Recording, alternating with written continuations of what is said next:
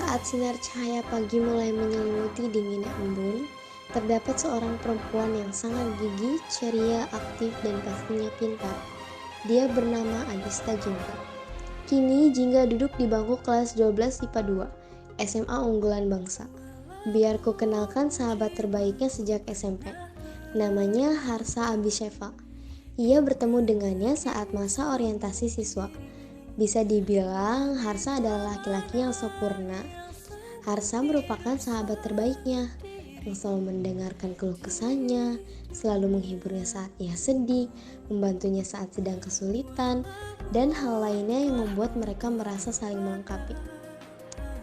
Tetapi belakangan ini, pertemanan mereka yang awalnya berjalan baik mulai merenggang karena seseorang. Ia bernama Niskala Nindya, seorang gadis cantik yang merupakan pindahan dari sekolah lain. Sejak mereka bertiga memutuskan untuk menjadi sahabat, Hasa dan Kala selalu lebih banyak menghabiskan waktu bersama. Sebenarnya bukan salah mereka juga. Jingga sendiri yang sedari awal memutuskan kontak dengan mereka. Selalu menolak setiap kali diajak pergi. Alasannya selalu sama. Ada urusan keluarga. Ya, itu hanya alibi saja. Sebenarnya akhir-akhir ini rasa sakitnya terasa semakin parah. Tapi jika kalian berpikir Jingga akan menjauhi Niskala karena masalah ini, jawabannya adalah tidak, dan selalu tidak. Pagi ini adalah pelajaran olahraga. Olahraga kali ini adalah permainan bola besar, yaitu bola voli. Jingga dan Kala sudah bersiap pada posisinya. Permainan pun dimulai. Sampai sekarang masih berjalan lancar. Hingga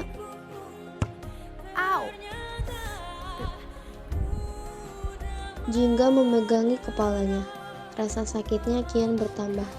Pandangannya mulai kabur. Pijakannya mulai melemah. Jingga! Itu suara terakhir yang dia dengar sebelum matanya sempurna tertutup. Jingga pingsan tadi pas olahraga. She's hospitalized now. Tapi kondisinya jauh dari kata baik-baik aja. Jingga kritis. Tolong cepetan, gue gak tahu harus gimana. Rumah sakit Pelita Indah, ruang ICU. Hati-hati, jangan ngebut. Gue gak mau nantinya malah lo juga ikutan masuk rumah sakit. Tanpa mengganti setelan baju basketnya, Harsa buru-buru kembali turun ke basement, mengemudikan mobilnya ke rumah sakit sesuai informasi Kala. Pikirannya kalut. Fokusnya hanya ada pada Jingga dan jalanan di depannya, memastikan bahwa tidak ada kendaraan yang menghalangi laju mobilnya. Jingga pingsan dan kondisinya jauh dari baik-baik saja. Tidak, Harsa tidak mau kehilangan Jingga, sahabat karibnya. Hampir saja Harsa memaksa dokter untuk memberinya akses masuk ruang perawatan, karena Harsa tidak sanggup bila hanya melihat dari kaca, sedangkan Jingga berbaring lemah sendirian di dalam, dengan selang-selang menancap di tubuh untuk mengokang hidungnya. Harsa tersungkur lemah di depan pintu ICU. Perasaannya berkecamuk. Rasa bersalahnya kian memuncak. Harusnya dia lebih peka menanyakan kondisi kesehatan Jingga. Kalau dipikirkan memang aneh. Jingga tidak pernah memberitahunya mengenai sakit yang dia derita. Tapi apa boleh buat, nasi telah menjadi bubur.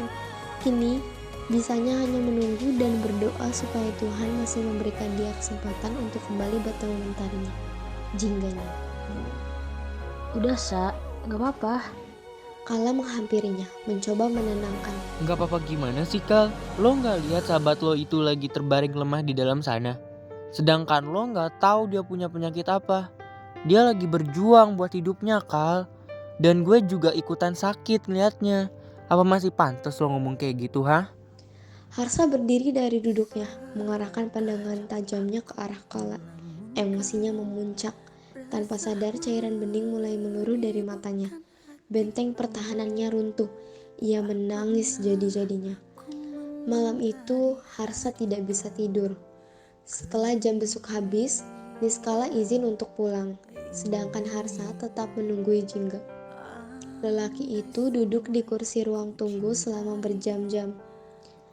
Malam semakin larut. Begitu juga hati Harsa yang semakin kalut. Kadang dia berdiri, berjalan mundar-mandir agar punggungnya tidak terlalu pegal, lantas kembali duduk. Setiap dokter yang keluar setelah melakukan pemeriksaan berkala, Harsa selalu bertanya bagaimana kondisi Jingga. Jawabannya masih sama, belum membaik. Tuhan, tolong Harsa. Dia harus apa? Hari ini hari ke-7 Jingga koma. Harsa sudah tahu penyakitnya. Dia masih setia menjaganya. Setiap waktu, Harsa selalu berdoa supaya Jingga diberikan kuat untuk tetap menebar cerita di sekelilingnya. Sekeping cerita di masa lalu kembali menguasai pikirannya. Harsa, lihat deh, kucingnya lucu banget. Yang mana sih, Ga? Itu Harsa, ayo ke sana, itu di situ. Tangan mungilnya menarik-narik pergelanganku untuk terus mengikutinya. Lucu sekali. Aku selalu suka saat Jingga mulai excited terhadap sesuatu. Sesekali ia melihat ke arahku, menunjukkan tampang bahagianya. Coba lihat senyumnya, indah sekali bukan? Wali pasien atas nama Arista Jingga. Iya dok, saya sendiri. Dokter keluar, memecah heningku. Tuhan, ini kabar bahagia kan? Maaf, saya sudah berusaha semaksimal mungkin. Tapi sepertinya Tuhan lebih sayang pasien ini. Pasien atas nama Arista Jingga baru saja menghembuskan. Belum selesai dokter berbicara, aku langsung menerobos masuk ke dalam ruangan. Tidak mungkin. Jingganya adalah orang yang kuat. Pasti ada yang salah dari pemeriksaan dokter. Air mataku terus jatuh. Mataku memerah. Aku belum siap ada di posisi ini. Sangat melenceng dari perkiraanku. Tuhan berkehendak lain.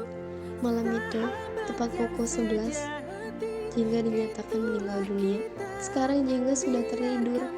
Ia tidak akan merasakan sakit apapun lagi. Semesta bahkan terlalu menyayangi Jingga.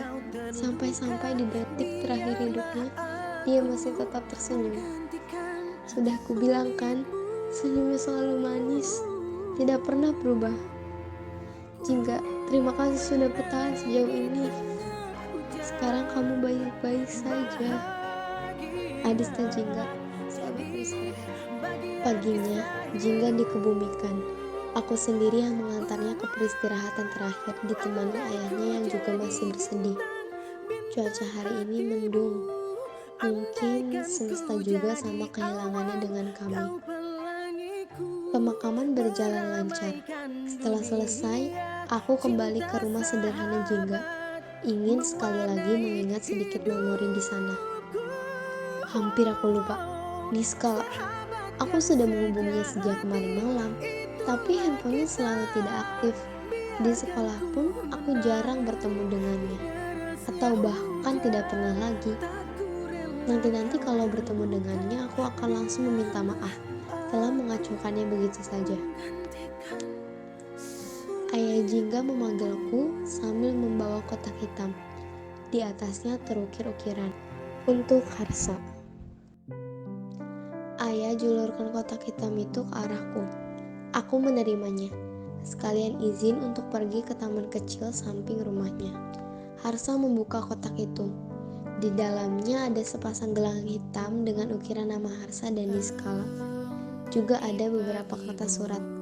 Ia mengambilnya satu persatu, membacanya perlahan. Kurang lebih isinya adalah tentang hari-hari yang telah mereka lewati bersama, hingga di urutan paling bawah. Kali ini isinya berbeda. Sepertinya ini surat terakhir yang dia tulis. Hai Harsa, apa kabar? Aku berdoa kamu selalu baik-baik saja. Sebenarnya dengan surat ini aku ingin sekali berkata bahwa aku menyukaimu sejak SMP. Hatiku berdebar saat melihatmu. Bukan perasaan sebagai sahabat lagi.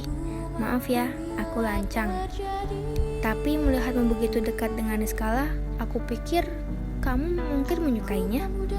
Ditambah fakta bahwa aku tahu Niskala ternyata juga menyukaimu. Karena itu, aku tidak berani mengatakan yang sebenarnya padamu. Aku takut itu malah akan merusak persahabatan kita. Hingga saat terakhir pun, aku tetap tidak berani mengungkapkan semuanya. Maaf juga, aku tidak sempat jujur tentang penyakit yang aku derita. Lagi-lagi, aku tidak mau merepotkan kalian berdua. Setelah ini, Aku harap gak ada permasalahan besar di antara kalian ya. Jangan pernah benci dia. Awas saja kalau sampai ya, aku pasti akan membencimu juga. Oh iya, aku kasih kalian sepasang gelang yang aku buat sendiri loh.